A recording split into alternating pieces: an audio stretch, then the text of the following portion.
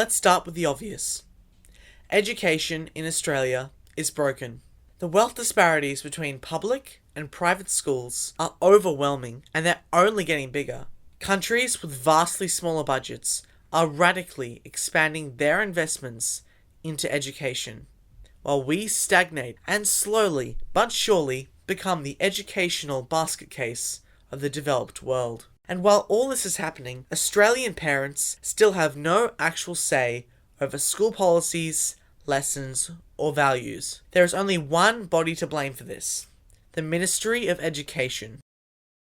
While it may succeed in some areas, in terms of ensuring equitable funding across the state, creating world-class infrastructure, paying teachers a competitive salary, cultivating inclusive school environments, and fostering free speech, the Ministry of Education has failed us. Why, you ask? For the last 10 years, education funding in Australia has stagnated, and this has caused public schools to receive less and less funding over time. As the public school system has slowly declined, in order to take the strain off the public system, the government has given funding to private schools on a per-student basis. On average, this sum amounts to something around $11,163. While this idea seems reasonable in theory, it actually exacerbates the root cause of the funding problem of the public school system by freezing money in private schools, who are able to charge students unlimited fees and can raise private capital very easily, and diverting money potentially from public schools who are in much greater need of it. This system very quickly creates a negative feedback loop which increases inequality between private schools and public schools and decreases the quality of education present in public schools. Many of these funding issues are inherently worsened or even caused by the lack of public oversight over the Ministry of Education and its policies. As the Ministry of Education is merely a ministry in the New South Wales government, all decisions it makes are only challengeable in Parliament, and the ministry has been granted the power to unilaterally set the values and worldviews taught in schools and does not have to consider community values. This problem is especially acute in diverse communities whose worldviews and cultural values may not align with the government's. If there's one thing we all believe, it's that the government should not be controlling the worldviews of children.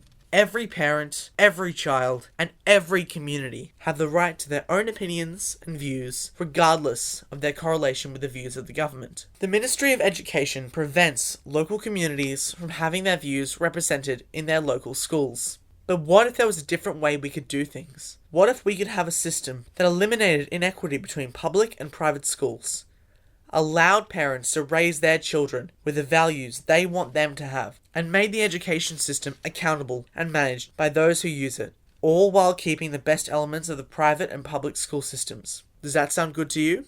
This is what I believe the Fair Go for Students model of education offers us as a society.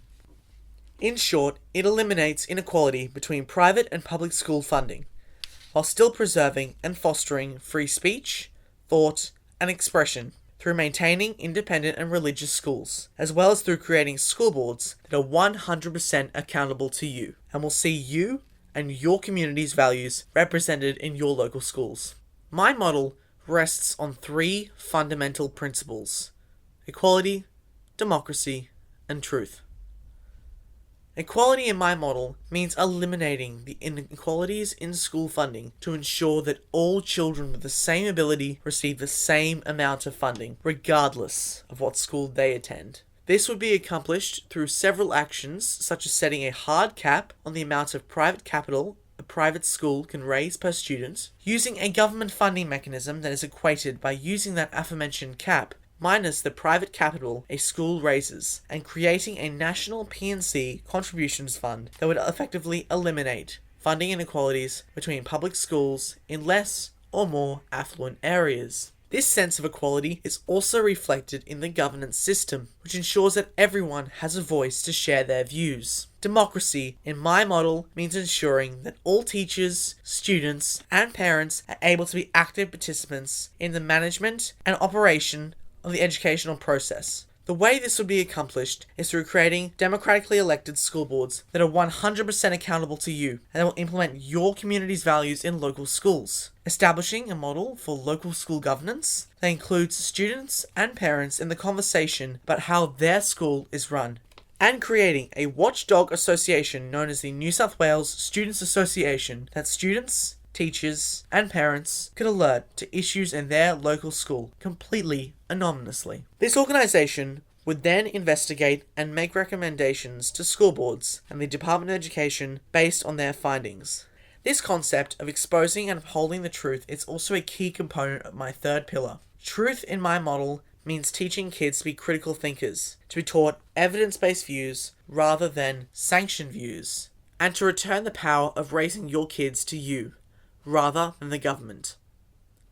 In practice, this means allowing school boards to implement community values in schools, rather than the values of the government, enshrining the right of a student to be educated in essential knowledge and to be free from indoctrination, and allowing the aforementioned New South Wales Students Association to investigate issues of suspected indoctrination and pseudoscience in schools. And finally, to preserve the structural changes made by this new model, a new charter will be adopted, enshrining the essential rights of students and parents in the education system, and ensuring that all future decisions made by the Ministry of Education will be made in the interests of students, rather than the government. This charter will include a Student Bill of Rights, and will be the guiding document for all actions made by the Ministry of Education.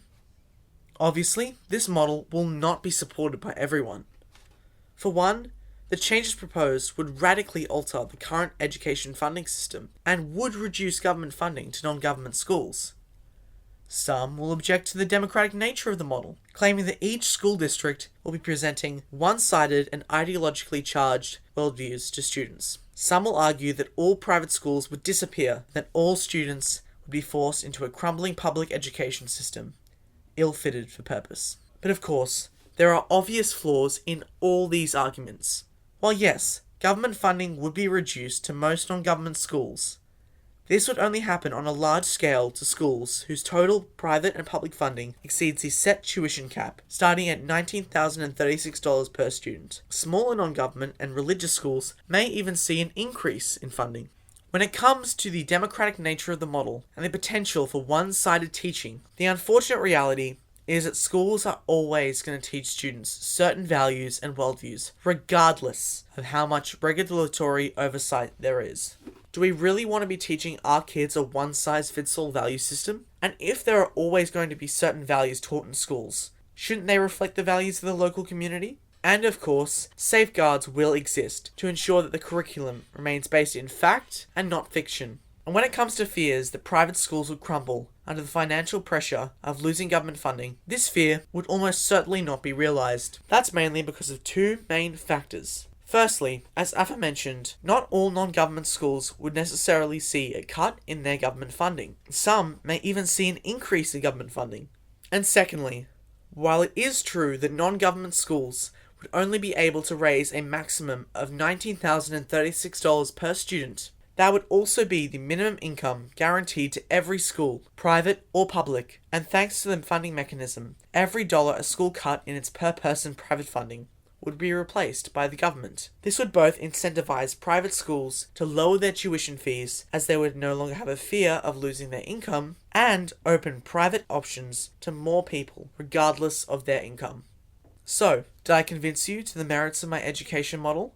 While this model isn't perfect, I believe that it has the potential to revolutionize education as we know it, from an adequate but unaccountable public education system and a bloated private school system to a universal education system that caters for all and allows every child to reach their full potential. For a good education is more than just a commodity or luxury. It is a fundamental right that allows you to be a productive member of society regardless of your background. This model can be implemented.